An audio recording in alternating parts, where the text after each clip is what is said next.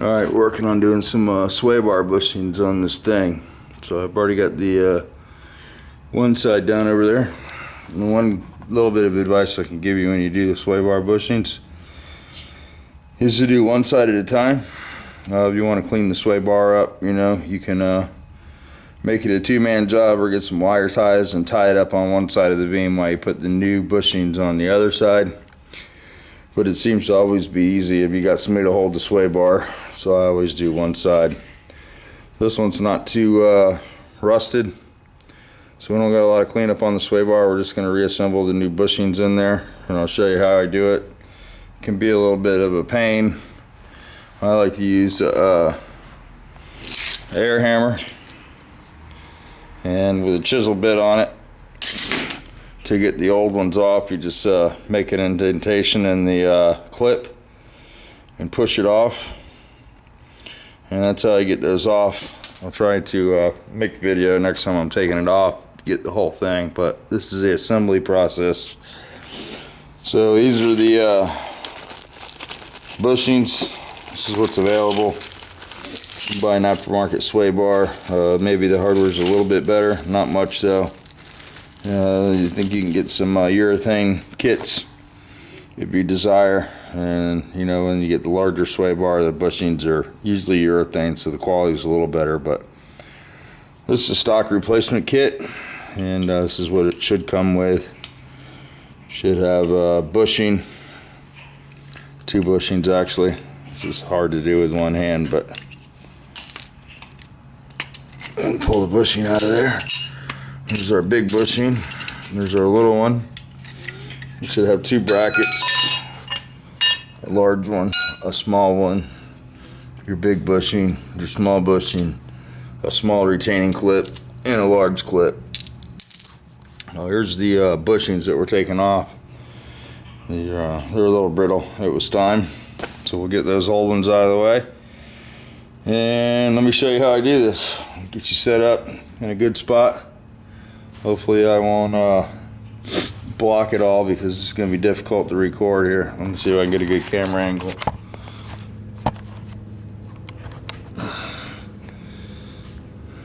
Now, that might be pretty good right there.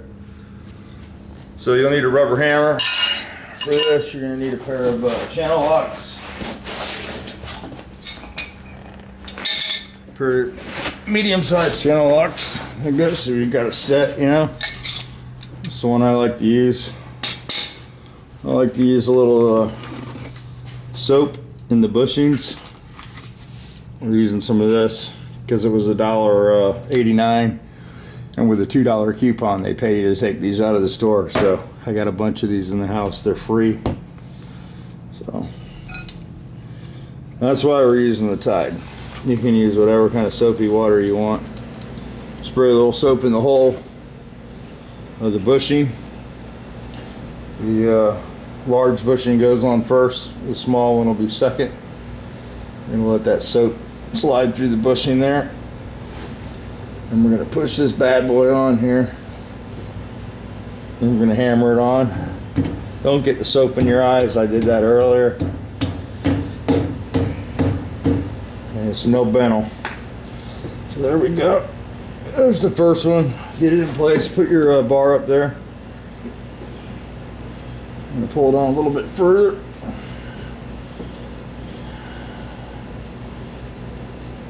A little bit more. There we go. Let's get it where it goes. Same with a small bushing. Same way. Hole's much smaller on this one for some reason. Don't know why. Get it on there. The old bushings were too sloppy, so better too tight than too sloppy.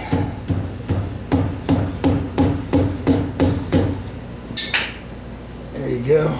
Be a little space in between them, like that. Get a paper towel here. Get it tied off. Next is your clamp. You want to spread it open. Drop it on the ground once or twice. There we go. We're going to put it over the control arm. And we're going to place it over the bushing. Opening goes towards the bottom. Now when you put this on, you'll notice that it's swedged and it's straight. I think they fully intend to start the lock on the swedge side, but you can go crazy doing that. So put the lock on the flat side, and you want to make sure that you leave yourself room to install the locks. So we're going to put this on. Now we're going to grab it with some channel locks and close it up, bring it together.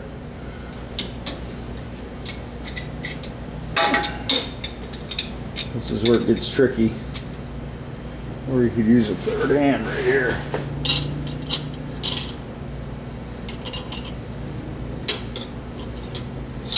Anyway, you try to finagle the clamp into the pliers, squeeze it a little at a time, close it up. You'll have to adjust the pliers probably a couple times. Once you get this close, it'll hold the sway bar from falling. There we go.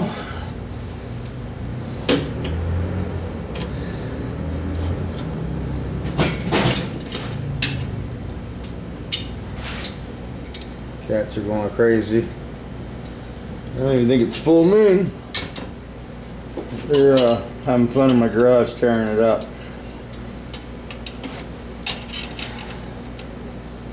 Alright. Now you want to hold that really tight. Grab your clamp, bring it over here, and get it started. I have to adjust pliers once again.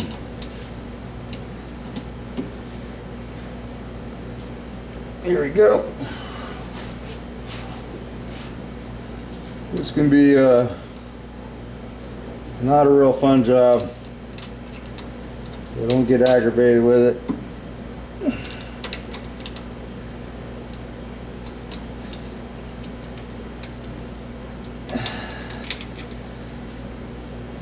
You will eventually get it. The key is to get it started on here.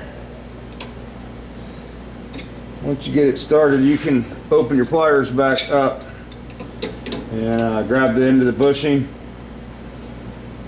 Force the clamp over the, or the retaining clip over the clamp like so, all the way to the bottom.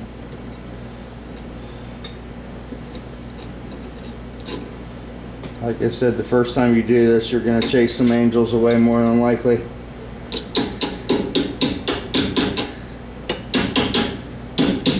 And just bend that clip up like so, and that's pretty much it. That's how you get that clamp on there. Now we'll just repeat on this side. Again, you got to spread it open, and you got to close it back up. Just a game of massage until the clamp goes on.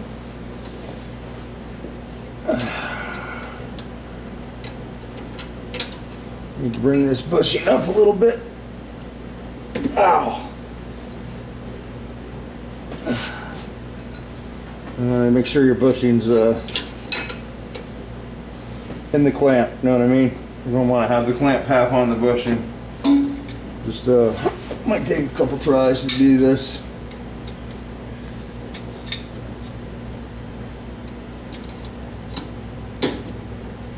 This might be one of those jobs that make them look easy, and when you do it, you're going to be cussing me. Alright.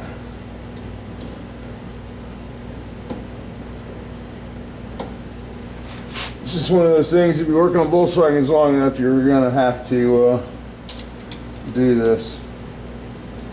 A lot of times you'll buy a Volkswagen and the sway bar will be missing off of them. That's the first thing people like to take off when they redo the front ends. Sometimes they don't like fighting with these clamps to reinstall. So This will make it drive really bad if these are bad. You'll get a lot of body roll. So it's a good maintenance item to check up on every once in a while. Make sure it's not worn. They do have these bushings available. Of course, the OEM ones would be nice, but we can't get those anymore.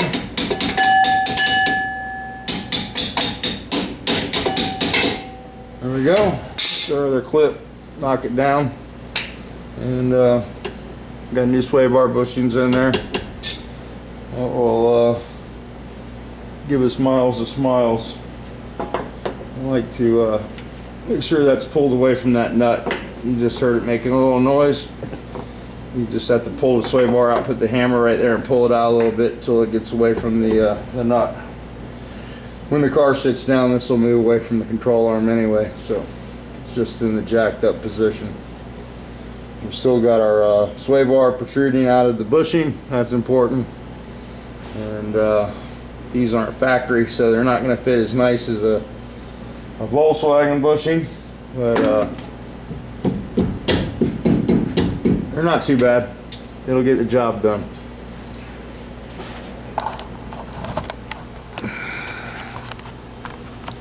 So there we go. There's our new sway bar bushings installed. And slowly but surely we're moving on with this one. So I got the drums painted today, got the sway bar bushings put on, and I got my rocker arms installed on the engine. Got to paint some valve covers up, adjust the valves. I have to put the breather on the alternator stand, and that's it on the motor. Alternator stand, adjust the valves, the motor will be finished. I still have to bolt the carburetor and weld up that EGR plug too, but I have to roll this back to get the welder out. So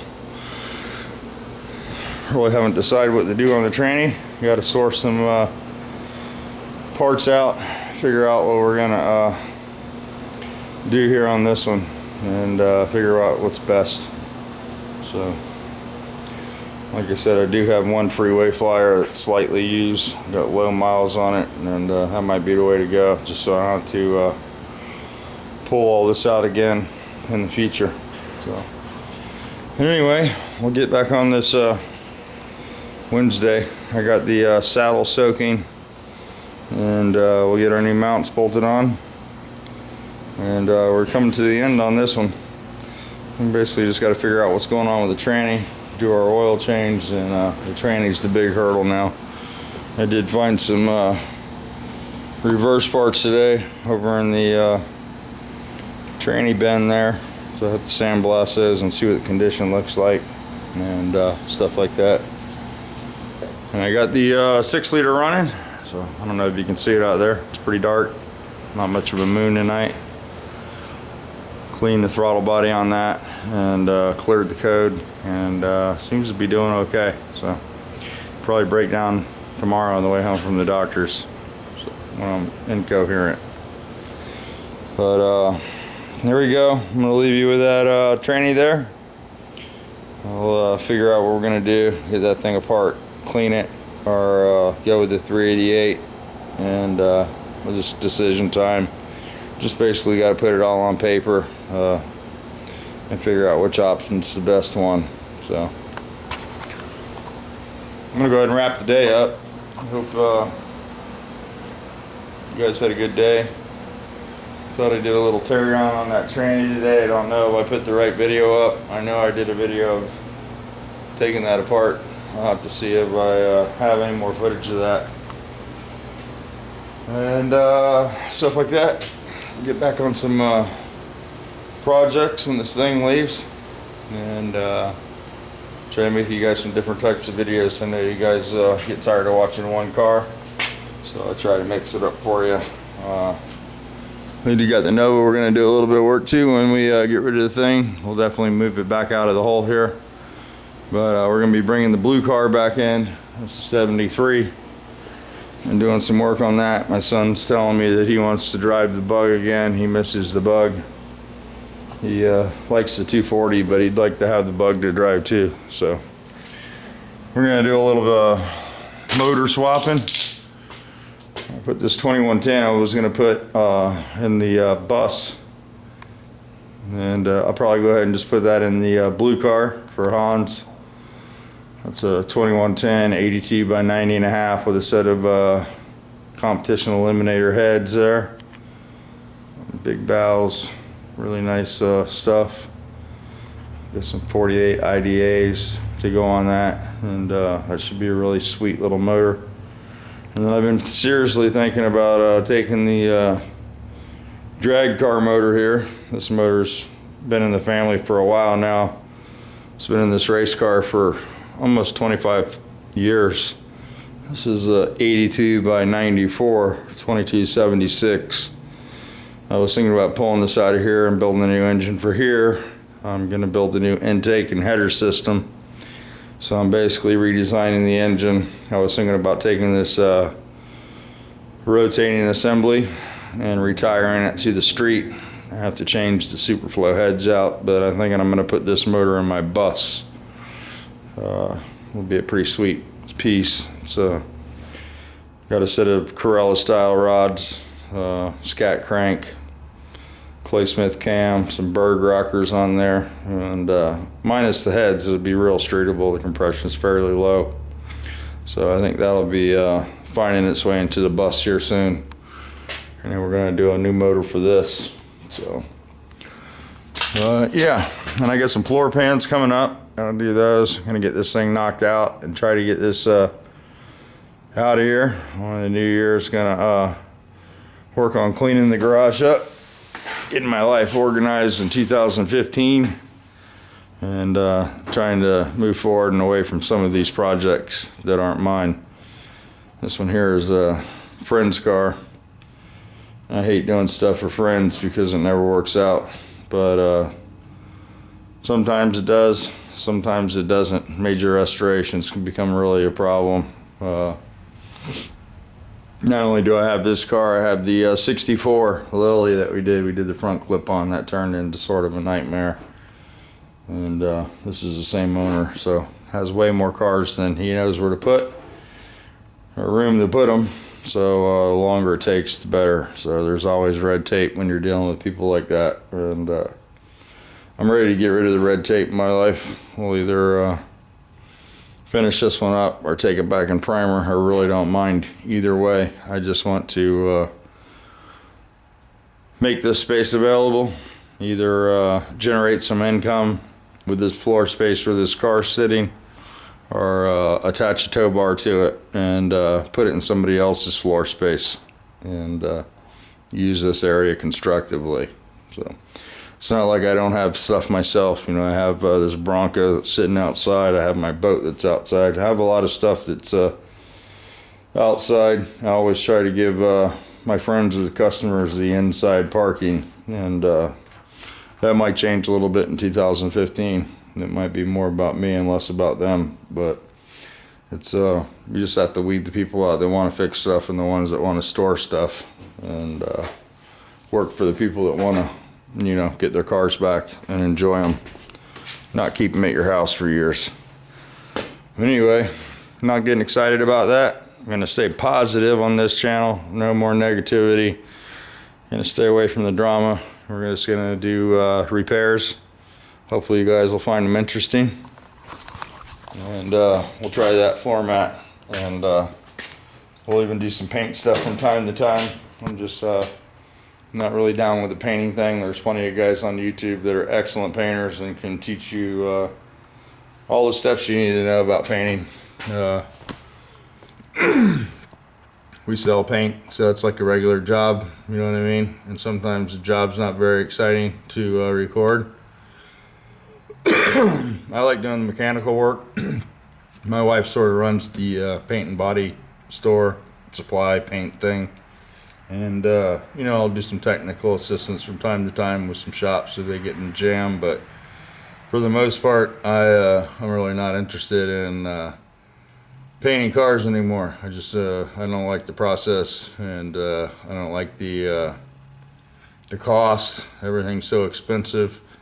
And it seems like I had a lot more fun when my cars were primer. But it's one of those things, when you get older, you want to drive painted cars. And that's sort of why I learned how to do it 35 years ago. I couldn't afford to take my car somewhere and have it painted. Believe it or not, when I was a kid, growing up in Orlando, Starthane was one of the paints that people would use at shops, R&M Starthane. Or you'd have some guys that sprayed Amerflint or Emeron, but predominantly they were single stage jobs. BC enamels, Amerflint, Emeron, Starthane, Delstar, all the enamels and acrylic urethanes that used to be on the market. Back in the late 70s, a paint job would cost $1,500, $1,200 if the car was straight.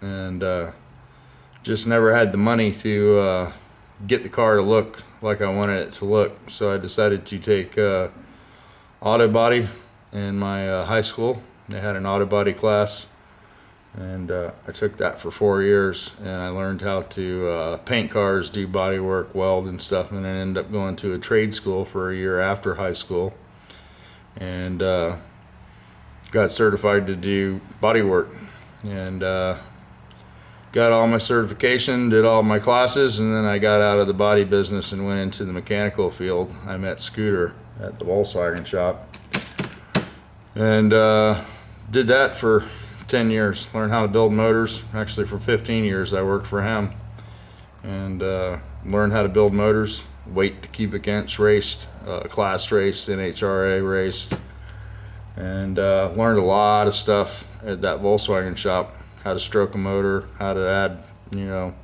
crankshaft, what rod length does, piston speed, all that good stuff. I have to, give Scooter credit for teaching me. And it wasn't until 15 years after I graduated from school that I decided to pick back up on the paint and body business. And the paint business had definitely changed, They weren't any longer using single stages and stuff. They were using base coat, clear coats. So I basically went into it as an apprentice, and that's how I learned. So I got the knowledge that I have. I worked for a Spanish family for 2 years at Trail Lincoln Mercury, and I prepped cars, and I worked in the paint shop, and I did whatever they asked me to do, and I graduated from that into becoming a painter. I painted cars for probably 10 years. I was a painter, and then I became a collision guy. I went to school, took some ICAR classes, and some of the body men that I'd worked for over the years became managers at shops, at dealerships. Particular Volkswagen dealership I worked at gave me the opportunity to use all their tools, because when you're a painter you usually have a DA, a buffer, and some paint guns, and that was my case. Wet feet too, usually go with that combination of tools. And I went from being a painter to being a body man, and that was my buddy Greg Weiland, who owns a shop up in Pennsylvania now. And I have to give him credit for turning me into a body man. And I really enjoyed the body work thing. When I worked at the dealer, I was a heavy hit guy. I did a lot of frame rails, clips, core supports, anything that had to be cut off the car or put on the frame machine, I pretty much loved to do. And I picked the used car business up when I worked at Toyota. I was a full-time body man, and I had moved to Pennsylvania and sold everything I owned, and probably one of the biggest mistakes I ever made in my life. Moved my family across country, 6 Hertz Penske trucks, and I think I moved 6 cars, and that lasted for 6 months, and I ended up selling the rental house I had here. We had a house that we lived in. We had a house that we rented, and I sold all that stuff. I paid cash for a house in Pennsylvania, and we were back here in 6 months. And a lot of you guys start from nothing, and nothing is where I started from. When I moved back from Pennsylvania, I had $20, 3 kids, a wife, a van full of stuff, a house in Pennsylvania, a warehouse up there, and I didn't have a clue of how I was going to make things work out. And that's when I got hired by Toyota, and Toyota sort of changed my life. They took me under their wing. They sent me to the Toyota University. I learned a lot of cool stuff at Toyota. I learned process, key to key, a lot of things that are popular in the automotive business now, the paint side of it and the body, how to get a car from the estimate to the customer quicker and a higher quality job. I owe all that to Toyota. I try to share a lot of that with a lot of guys. A lot of guys are young, getting into things, and they see things the way they want to see, and they don't have the vision to look 30 years out. I've already been down that road, so I'm not trying to impress anybody anymore. But I love my job at Toyota. I had my accident, and that sort of ended that, and here we are. I blew my arm off, broke my neck, and started making YouTube videos. So try to share a little of the knowledge that I've acquired over the years, and a lot of that was Volkswagen was my main love, because that's where I started. That's where I came from. That's my roots. That's why I love air-cooled Volkswagens and always will. So it's what I like to do. I especially like them to make them go fast. That's my favorite thing to do. But we don't do a lot of those videos. We will get into some of those videos this year, because I just have those builds sitting around and just haven't done them yet. It's always the stock stuff that comes up, but more than likely the stock stuff is what more of you guys are gonna, have to do. The valve adjustments, the brake jobs, the oil changes, the all the maintenance that you want to know about. But I sort of got lost on this one. I'm gonna go ahead and shut this off. I hope all of you have a great Wednesday, Thursday. What's tomorrow? Tuesday. You're supposed to be doing something right when you don't know what day of the week it is, but I think it's Monday. I think tomorrow is Tuesday. I probably won't see you guys tomorrow. I hope you guys have a good day. I'll be back Wednesday, hard at it, and we'll get this thing knocked out. We'll build us a tranny, and we'll move on to the next job. So I just want to say thank you to all the people that have donated money to Milo's Garage, Milo's channel, to help V out his wife. A lot of us don't even know V, so you're helping somebody that you don't know. You're just doing it out of the love for the channel and for what Milo stood for. He used to tell us to do the right thing, and all I can tell you is there's a lot of guys doing the right thing, and it is so cool to be a part of a group of guys that come together when things go wrong. And you guys have done it again. I'm not going to tell you how much money you've raised, but Andrea will come on and do a video. We'll get that money to V, and hopefully good things will come to her in 2015 too. So you guys have a good one. We'll talk to you later, and push that record button.